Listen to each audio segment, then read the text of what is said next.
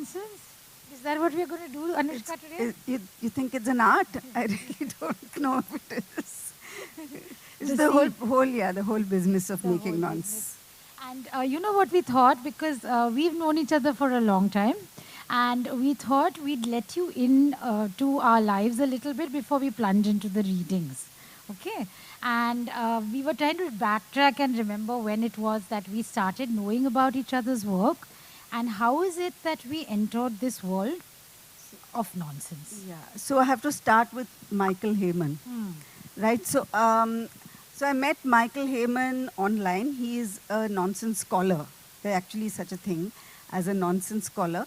So turned out he was right. He was putting together a book of Indian nonsense, translations from different languages, and he'd of course discovered Bengali nonsense, which is very well known. There's lesser known nonsense in other languages. So I wrote to him and said, if you want help with other languages, the southern languages, I can help you. I'll put you in touch with people and with Maharashtra because I do read Marathi. So then I went to Bombay with him and I met Sampurna for the first time because she was also contributing to that book. So we basically met as me as co-editor and she as contributor to the book called 10th Rasa, which is a collection of nonsense from all over India. So that was a nice way to meet. And you know, a little bit of context here on the title as well, because that is really connected to what we'll be talking a little bit about, which is the 10th Rasa is something that Sukumar Rai actually gave the world of literature as an idea. So from the 9 rasas to the 10th rasa, which Sukumar Rai said is Khyal Rosh, which is the rasa of whimsy. And in his introduction to Abol Tabol, when it came out, he was also quite nervous. He said, you know, will the Bengali reader be able to cope with this? And if they find it very mysterious, just remember this is a new Rosh, and that is Khyal Rosh. That is such a lovely thing. I didn't know this detail. I mean, I knew that it came from Sukumari, but I didn't know that this is how. And I completely empathize with that being nervous because when OGD came out, I had exactly the same feeling. We don't really have a lot of nonsense written in India in English. So to write a book of, to publish a book of prose nonsense is quite a brave decision, I think, from the publisher. You know, I'm getting a slight feedback. So everything we say is being played back to us, which is extremely distressing. There's a bit of a echo there. So it's a little disturbing, unless it's been specially rigged to make our nonsensical session even more nonsensical. In which case, bravo. But I think nervosity about putting your own brand of nonsense into the world is possibly a very justifiable one. And also this idea that, you know, when we say Indian nonsense, and I know that for a fact that till 10th Rasa happened and there was, you know, from folk rhymes to you know, literary nonsense to new nonsense, which was, I guess, where you and I kind of came in. Because I did attempt something called The Boy, something about a boy and a town, which was supposed to be the beginning of a big prose piece, which I never wrote after that. You know, there was a section. But correct me if I'm wrong, was there a section from OGD even there in that? There was, no? So Michael was one of the first readers of OGD and he put in some bits of it. So OGD, if you read it, so you know that it's mostly nonsensical, but some bits are more nonsensical than others. So he picked the bits, so that he also picked the bits that could stand alone and put them in 10th Rasa. Because this makes me think that, you know, the life of nonsense, which we don't really acknowledge enough. We always talk of classics and all of that. It just occurred to me that nonsense is such a robust category that it survives across time effectively. Not only when you look at the traditional verses we've inherited and which are still circulating, but even something like your piece, which has been, I mean, did it actually take that long to write? It didn't take long to write, but it was written a very long time ago. So it was just lying there. Also, I think that I felt the time was kind of okay now to publish it. I would have not published it many years ago because, see, it's a difficult genre at the best of times, you know. It's difficult. It's not everybody who gets it. Most people read it and say, you know the kind of responses you get when you say you write nonsense.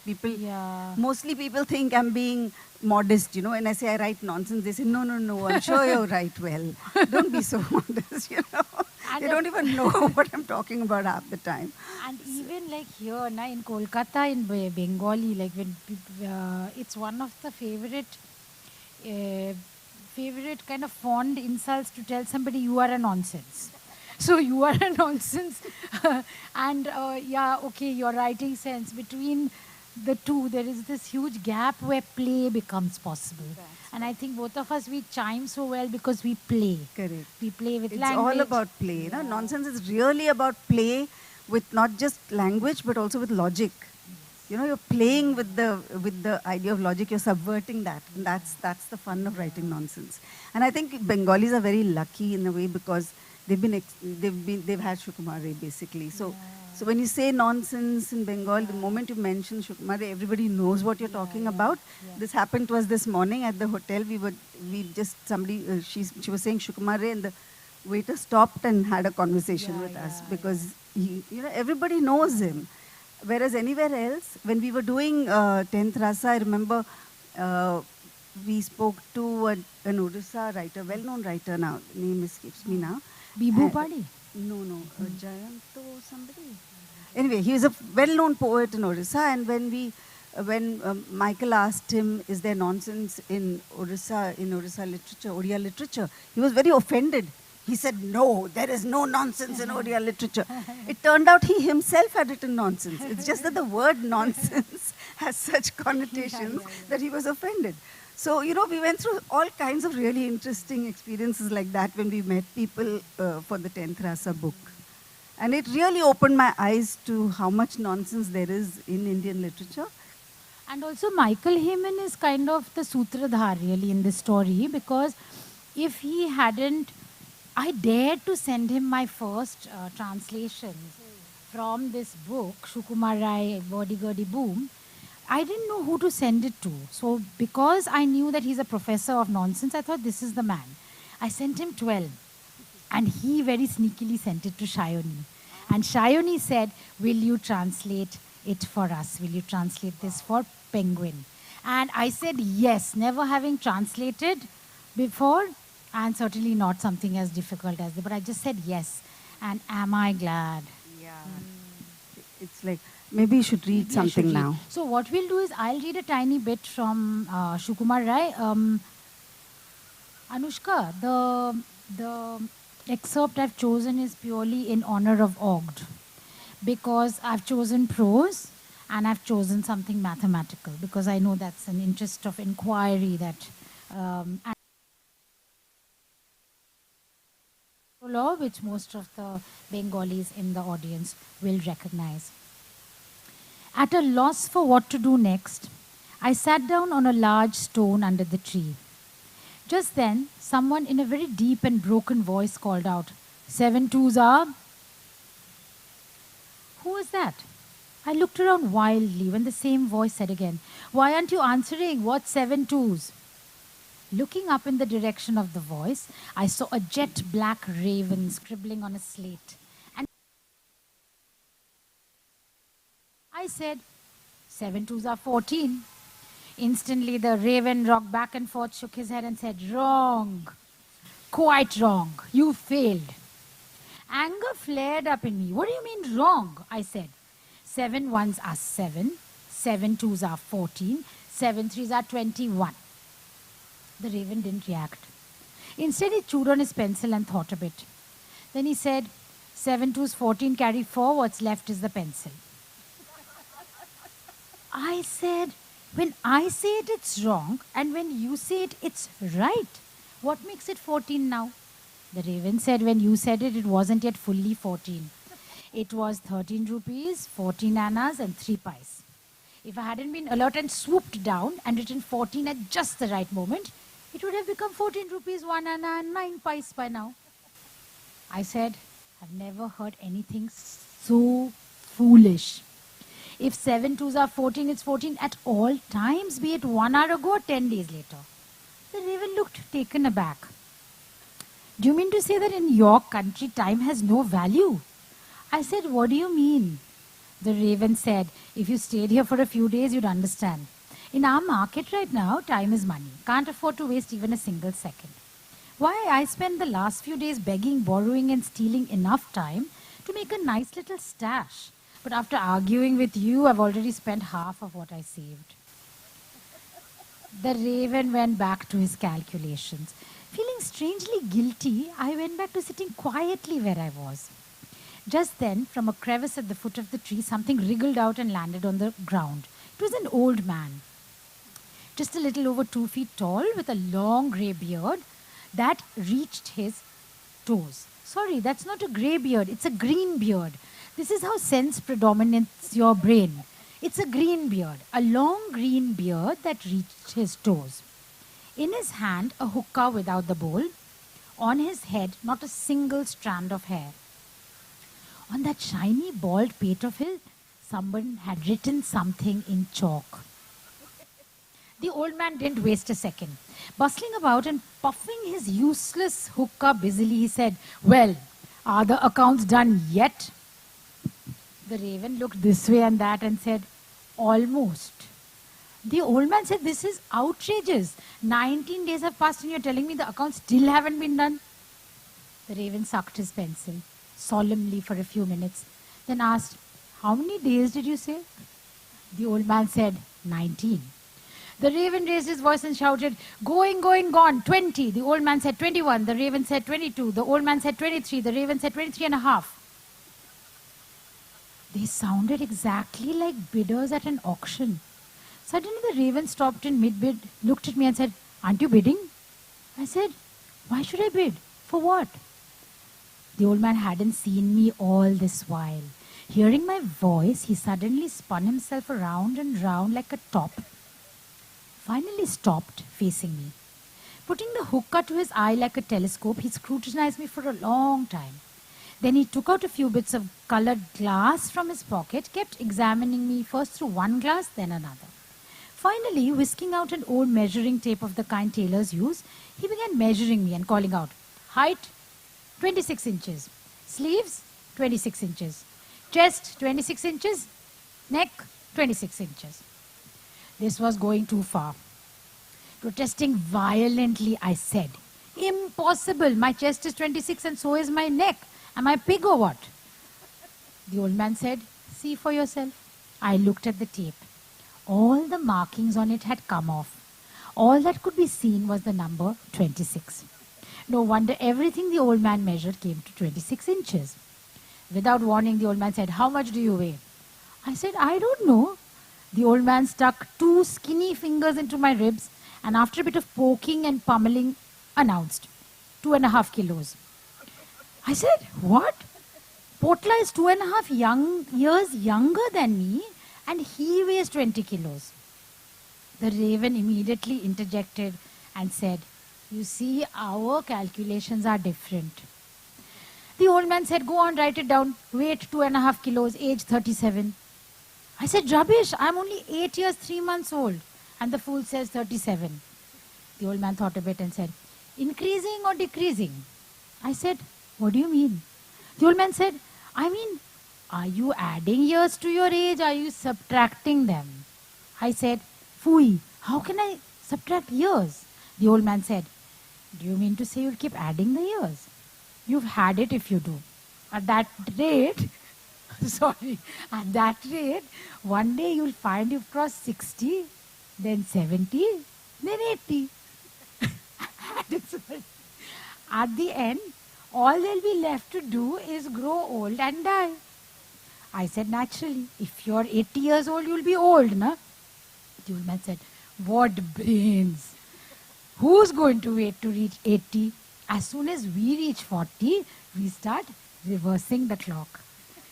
Instead of becoming 41, then 42, a person gets younger. 39, 38, 37, so on. In this way, when a person reaches 10, we start climbing up again. Look at me. I've lost track of the number of times my age has gone up, then down, then up, then down. Net, Right now, I'm 13 years old.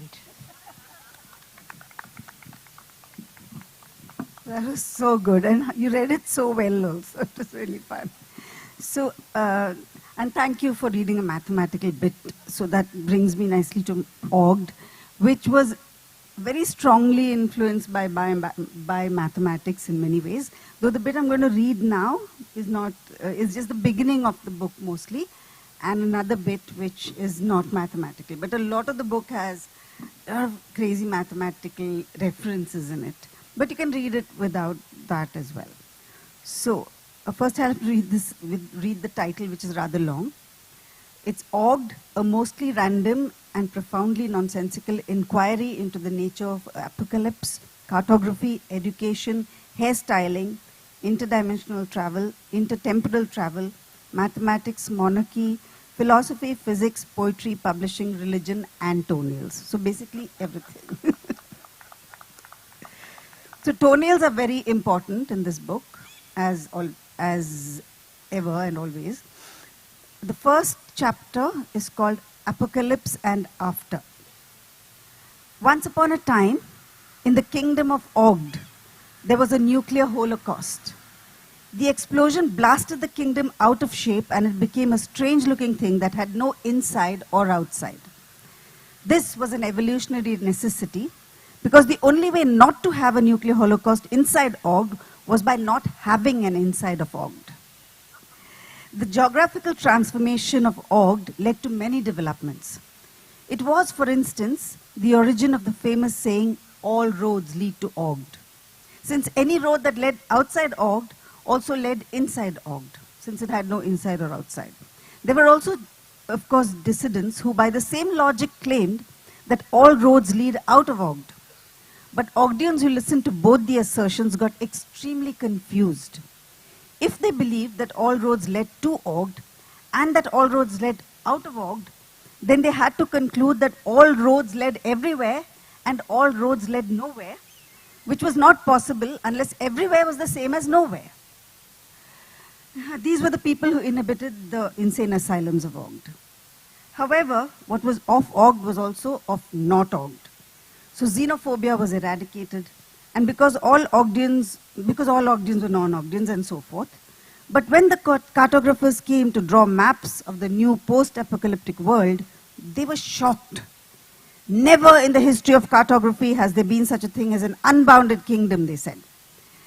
Delicately drawing a line between infiniteness and unboundedness. This is where the mathematics comes. So they drew an imaginary line and said, this side is OGD, and that side is not OGD. So be as infinite as you please, but you have to be bounded. The kingdom of OGD was thus placed on the map, and people were let out of the insane asylums. Once upon a time, the same time as the last time upon which once was, a Messiah was born in the kingdom of OGD. Her feet were in her mouth. This position of fetal gaff caused her to resemble a paisa worm or an infinite loop that ate toenails so that the toenails could grow long and strong so that she could eat them.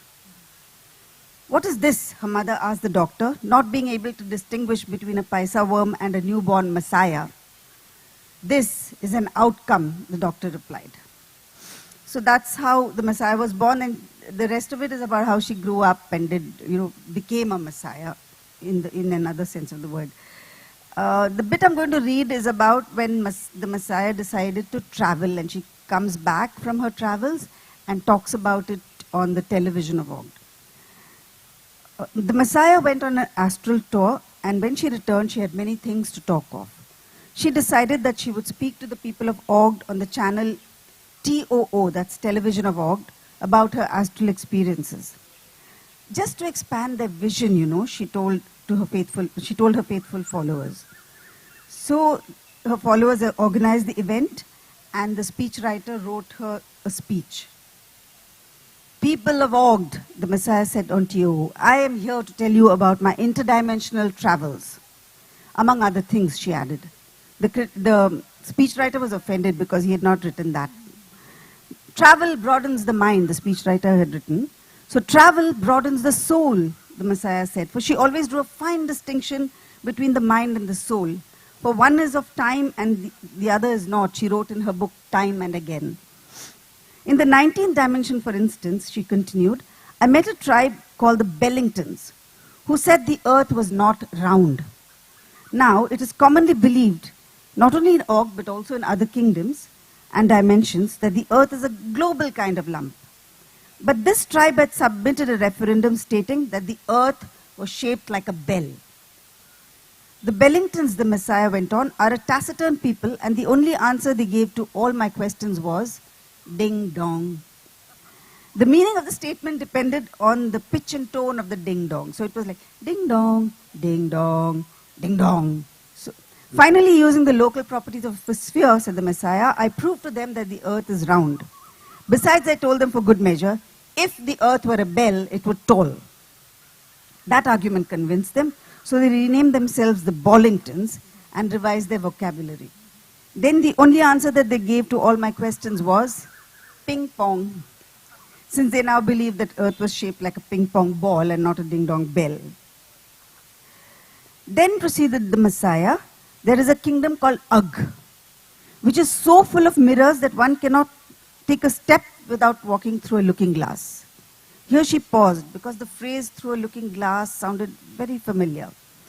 These mirrors, she continued by and by, do not laterally invert. Here she paused for effect. The advantage of this, she went on after the pause had become sufficiently pregnant, is that you can shake hands with yourself. These mirrors do not vertically invert either, so that if you stand under a mirror and look up, you can see your feet. You will see the soles of your feet, and that's not at all a nice sight, which is how the kingdom got its name. People are always looking up and saying, ugh, because the people of Ugg never wash their feet. Ding dong, commercial break. But my favorite dimension, said the Messiah after the commercial break, is the one in which the donuts are shaped like Mobius strips. Again, mathematical reference, and they drink water in Klein bottles. Here the Messiah went into a deep trance, from which she did not waken until her hour was up. The people of Og were enthralled by the Messiah's talk and also by her silence, and they asked for more. But the king of Og forbade it because he felt that her hairdo might influence the youngsters of Og who might try to imitate it. Do tell her not to take it personally, he said anxiously. It's just a matter of aesthetics. So that's the end of chapter 9. So, you know, I was thinking as you read out aloud, and also because I've enjoyed so much reading it, right here in the section where you read, ding dong, and then there are all the asterisks, and the asterisks have a footnote. I think one of the great joys of this book is the way you're also playing with the space and you're putting footnotes which are a little bit of commentary. I love this because it says, here the Messiah gave examples which are unprintable due to the phonetic limitations of the printed word, which I absolutely love. And maybe because we thought we'll, before we open it out to questions from the audience, we thought we'll ask each other a few questions. This is one I'd like to ask you, Anushka. What are the phonetic limitations of the printed word? We did agree to ask each other trick questions in the spirit of the session. Come on. But there are some sounds which don't have alphabets that can go with them. You know, like maybe. So that's the thing. So there are some things that cannot be expressed in, like no alphabet has been invented to imitate certain sounds. Therefore. Thank you. Very nice, rational and believable answer to that question. And also, I think it's linked to onomatopoeia also. Like in Bangla and all, when we have all these sound words, I mean, you also have. When you try to just transcribe them, it ends up sounding like very something different. else. And that's a limitation. Also, each language has, I guess, the alphabet also reflects the sounds of the language, right? So if you when you translate it, the sound changes. I mean, we've seen it happen all the time with Indian words written in English. So yeah, it never does. And who wants to kill them with diacritical marks, which most people don't know how to decipher. So that's a new kind of cult that we can explore as a possible place to go. Your turn to ask me a trick question. My trick question is not. So I was just thinking that nonsense words in any language are just nonsense words, right? So when you're translating a nonsense word from one language to another, how do you make the choice of what word to translate it to? Like, Abol Tabol, you've made it Wordygurdyboom. No, it's not? Actually, Abol Tabol is, that's not It's not nonsense? No. Abol Tabol is nonsense, but Wordygurdyboom is my translation of Shabdo Kalpudrum. Okay. Shabdo Kalpudrum, and this is a wonderful, I thought, it just came to me that is actually an example in answer to your question.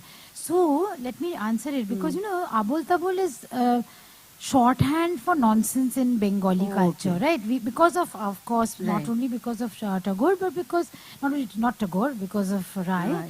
But also because it's part of our vocabulary and our vernacular, right? But when translating it, I realized I've taken a leap and made it glibberish gibberish, because I wanted glibberish gibberish to suggest the nonsensicality and also the sound. It's an elongation. So obviously it doesn't have the crispness of, but that's a risk you have to take if you want to transport it without being, without losing all the juice of it.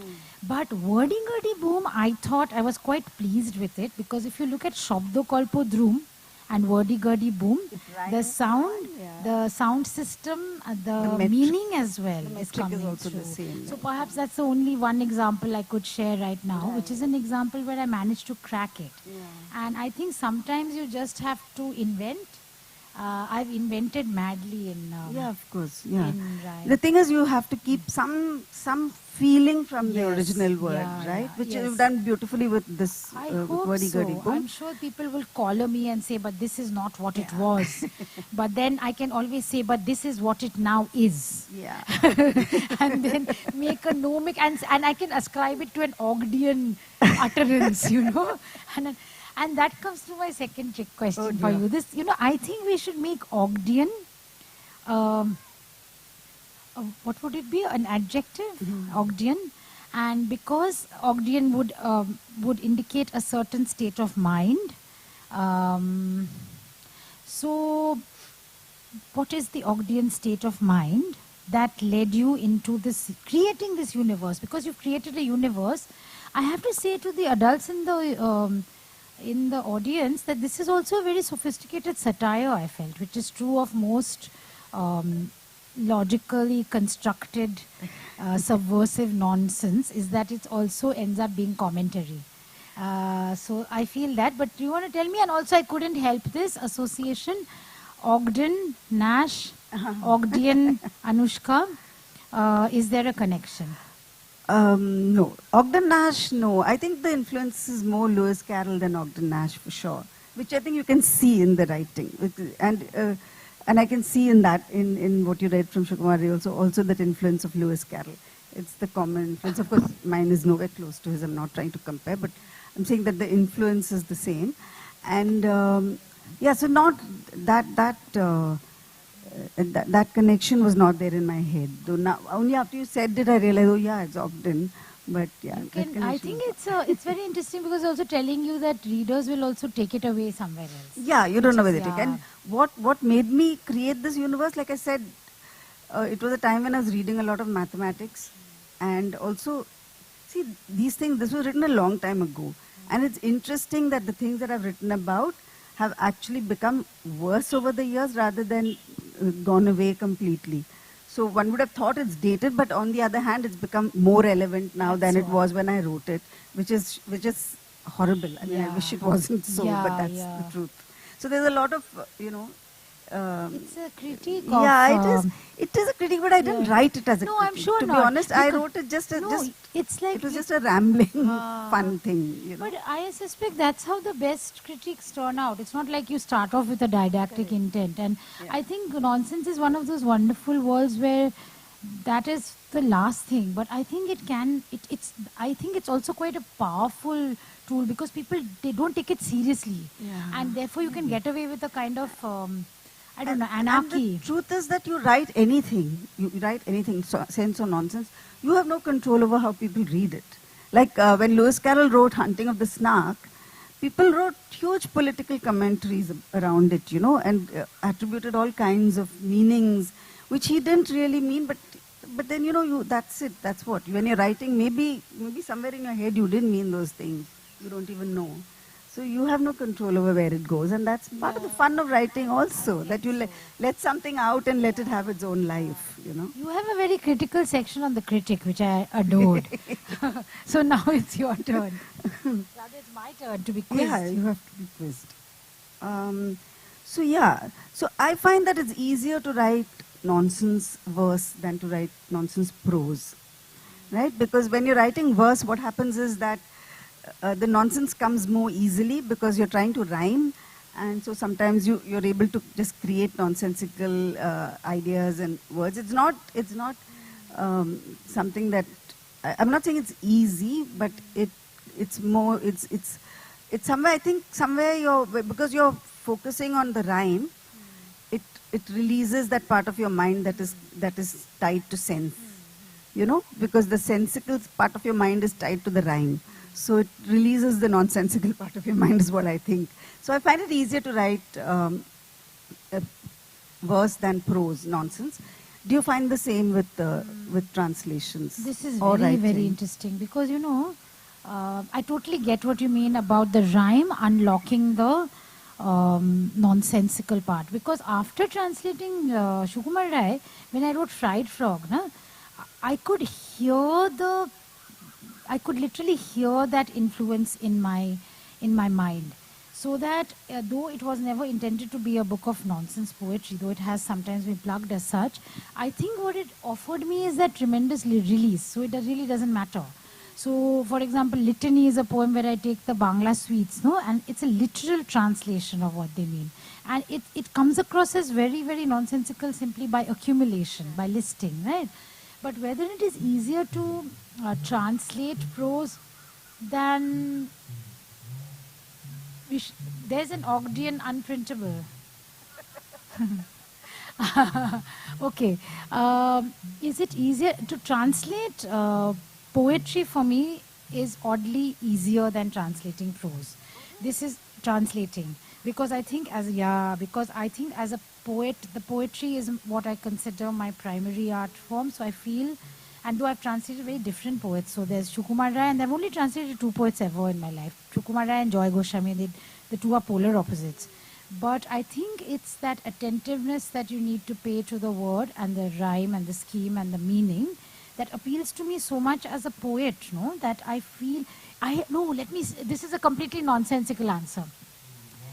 It's much more difficult to translate poetry, but it's what I prefer. Okay, that is the real answer. Makes total sense. Yeah, and if I were writing I haven't written too much. I did write The Boy Who Something a Town, which I've forgotten. I should revisit it. I would like to mix up prose and poetry like Rai does. He does it all the time. He has people in the story. In Hojabodolo, characters break into song and poem. It's the same thing with Lewis Carroll again, and a little bit in Og, not so much. Yeah. So I like that blurring of boundaries very much. Yeah. So should we open it? Yeah, I think so. There are no more questions for each other. If there are any questions from... if you don't have, I still have one question for you, which is about the title. This is because this is my one and only chance to get you to answer it, which is regarding this very inscrutable sentence here, which I absolutely loved, where you're thinking about the title of the book. And this, all the writers in the audience... Messiah has written a book, so it's about the title of the book that she has written in the book. And then she enters the publishing circuit and the guy is giving you all the blurbs and all the layouts of the covers. It's very funny, okay? But maybe it will make us laugh more than readers. Here is a question. One of the possible titles of the book that Anushka read out, which has a very nice title, was The Flumy Book of Gluelistic Doodles. And that was completely shot down by the publisher. Now, in her defense, she said, Bliffolen sense, she told the publisher, is unearthly nonsense. Could you explain, Anushka, what you mean by that? That's a very cruel thing to do, to ask a nonsense writer to explain nonsense. No, you don't have to. How do you explain? The whole point of nonsense is that it cannot be explained, and even if it can, it should not be explained. On that noble note, yes, we will let this be and open it out. Does anybody have any questions whatsoever? and let us know how much time we have. 13 minutes. So please feel free, and we do have another thing we could read. I mean, I do have something. Yeah. May I? Okay. This is a story called A Story, which seems a bit right, considering that when you're stuck for titles, just go obvious. So apparently there are many nonsense techniques, and tautology is one of them. So which is what he's done. A story is called a story. Yeah, complete sense. That's the only way nonsense can make sense. So actually she's given me a lovely answer. Did you hear what Anushka said? The bit about... Will you just repeat it? Acha, you just repeat it. So apparently there are many techniques for writing nonsense. So which again I learned this from our professor of nonsense. So one of them is tautology. So using tautology is one of the techniques that nonsense writers use. So when you call a story, that's kind of, that is tautology, and that's one of the techniques that nonsense writers use. Thank you. So clearly Rai knew this. So this is called a story.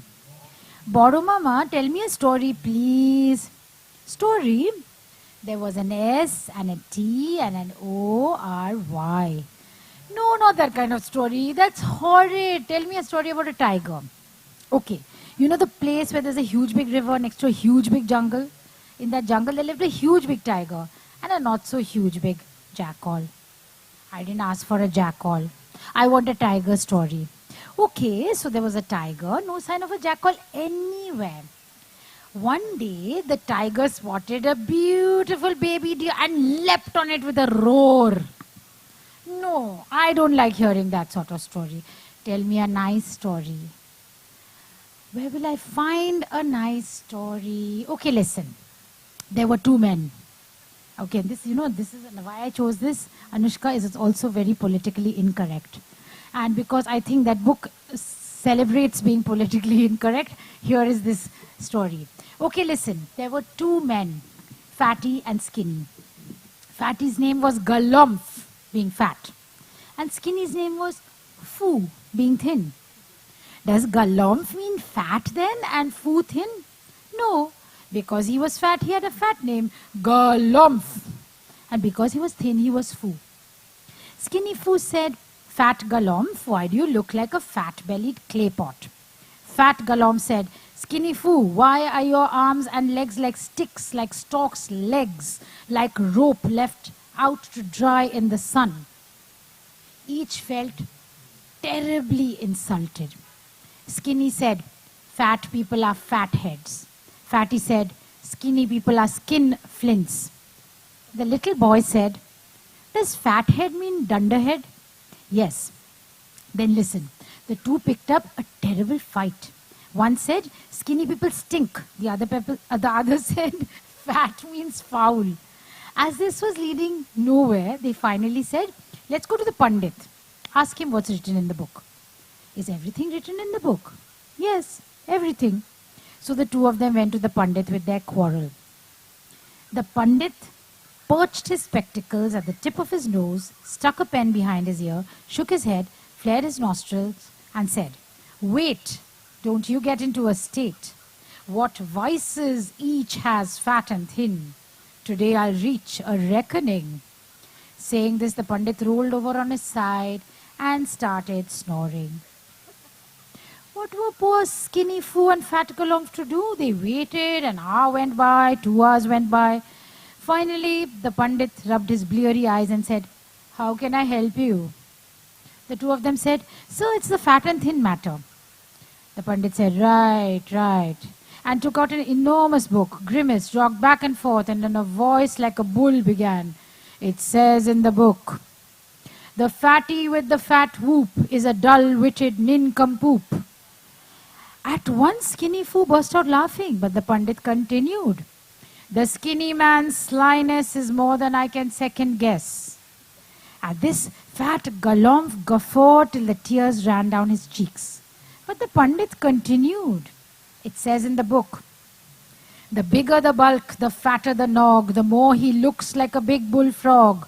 Each one a lazy, no-good slob, rolling down the road with his pumpkin gob. And The entire skinny, dried up brood are awful prattlers and awful rude. Jealous and wicked at the seams, bad to the bone are the thin man's schemes. At this, both Fatty and Skinny got terribly angry.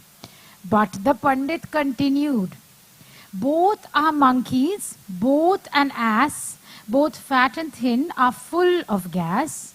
Ringleaders of a gang of fakes, broom whack 'em till they get the aches, drive hammer and tongs into their heads, and whitewash them out of their beds. Saying this, the Pandit took a pinch of snuff between his fingers, stuffed it up his nose, sneezed, and went right back to sleep.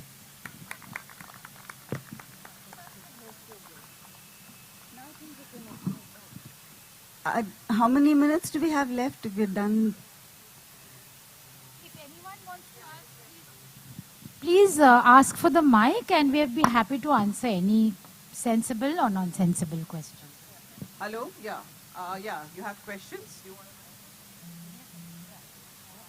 This one's for both of you, Sampurna and Anushka. What are your favorites of all the other authors you've read of nonsense? Who do you like, and is there a specific verse that you really like? I've always been a Lewis Carroll fan. The thing is, he's also he's also a logician, right? He's a mathematician. So I really get his nonsense in a way that, because it's all about subverting logic. I'm a complete, total fangirl of Lewis Carroll. And my favorite of all his books is Hunting of the Snark, which is this crazy, crazy poem. It's called An Agony in 8 Fits. And it's about this group of people who go looking for a snark. And no one has ever seen a snark before. And apparently, the best thing about it is apparently he started the book with the last, he was going for a walk. And he thought of the last lines first. When he was going for a walk, this line came into his head. He swiftly and suddenly vanished away, for the snark was a boojum you see. And he wrote the whole thing, this whole book, to end with those 2 lines. It's an amazing book. I mean, it's just so funny, and it's just full of such characters, and the nonsense is sublime. I really love it. Wow. In fact, that's a favorite of mine, and it's entered. There's a French film where there's this person who's obsessed with the snark, and he's looking, he thinks there's a conspiracy theory hidden in it, and he's looking on the streets of Paris. He keeps reciting the snark. I'll try and remember the name of the film. So Lewis Carroll, all-time favorite, okay? I'll have to say, because for me, Sukumar Raina is my idol. And I have to say, as his translator, I'm merely the medium, right? I have to say that the things he does with Bangla, the things he does with ideas, and if I had to pick one poem from his entire oeuvre, which I could eat, drink, sleep, dream, recite, take with me to the afterlife, it would be Bhoy Peo na Tomay Ami Marbo na. So that is, you know what I mean? So, and there are many other favorites, like Lewis Carroll is also a great favorite of mine. When I was growing up, I used to love The Owl and the Pussycat. So, these are I really loved it. Again, one of those poems you remember by heart. Isn't it lovely? Yeah. And the Runcible Spoon. So easily we understood these things. So we didn't know what they were. So these are the 2 I would offer. How do you decide what is funny, really funny, when you are writing? We all love to laugh at our own jokes. So, how do you know something's going to be really funny with everyone else? Or does it not bother you? Do you not think about it? You can't think about writing funny for other people. You have to find it funny yourself. That's it. Yeah, so I don't think about anybody else. I have to tell you that I actually have no clue, because my greatest fear in college, when we were being asked to tell jokes, was one of the typical soft ragging they used to do in LSR. My greatest dread was that some senior would tell me a joke, fresher, tell me a joke. And I'm very bad at telling jokes. And once in desperation, I said, can I tell you a snippet? Because, those Reader's Digest, those horrible puns that used to be there as fit. And that person looked at me and said, what do you mean by a snippet? Mortal dread of not being able to tell a joke. But I think there's something which warms in me to the idea of the idiotic. So if it's idiotic and it's giving me a funny feeling, maybe that's my brand of humor. I don't know. But telling a joke is an entirely different It's skill. completely It's different, all about eh? timing Yeah. and comic timing. And I think that's why I never pauses thought I had it in me to write anything funny. But I've been able, I mean, some of the poems in Fried Frog are funny. And all of the fun here is all due to Shukumar Rai. So it's really just, there's a question there, yeah. Hi, I'm Maitri. I'm from in class 6. Do you choose to be a nonsensical writer or does nonsensical writing choose you? That's a very profound question. I think even if you choose to be a nonsensical writer, unless nonsensical writing chooses you, you can't succeed at it. Because it's not something that you can plan and write. You know, it has to come to you naturally. So.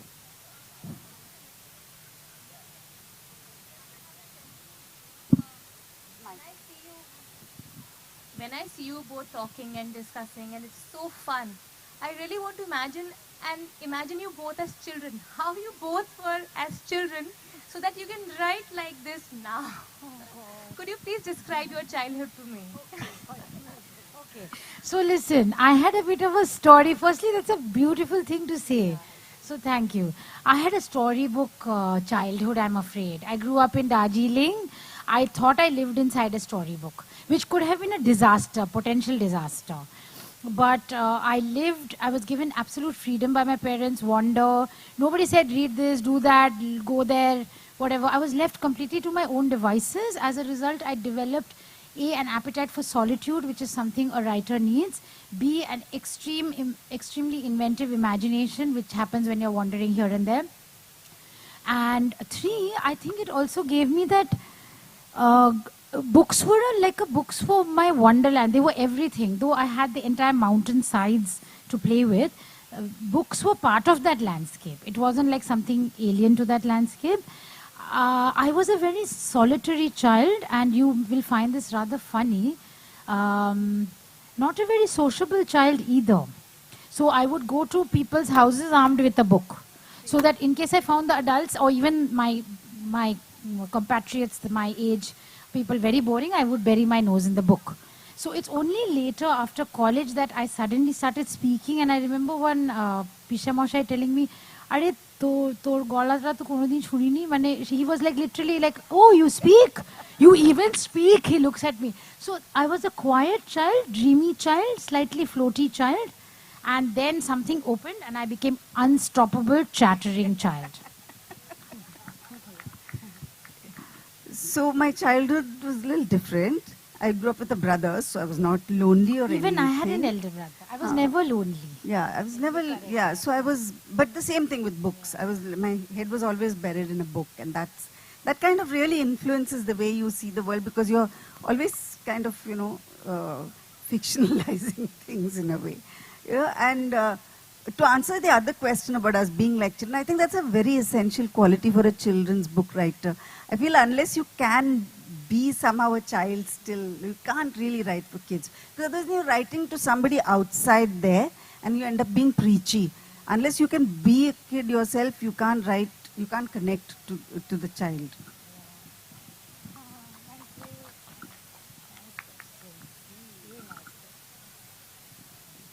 Any other question? Thank That's you. a lovely session. Absolutely lovely. Any others? That's a nice question to end on. Yeah, some really nice questions. Thank you all so much. Thank you, Anushka and Sampurna. Yeah, sure. So we'll start in another 5 minutes with dark, twisted tales of terror, plus something also funnily terrifying. So we'll have both. Just a 5-minute break, and then we're back.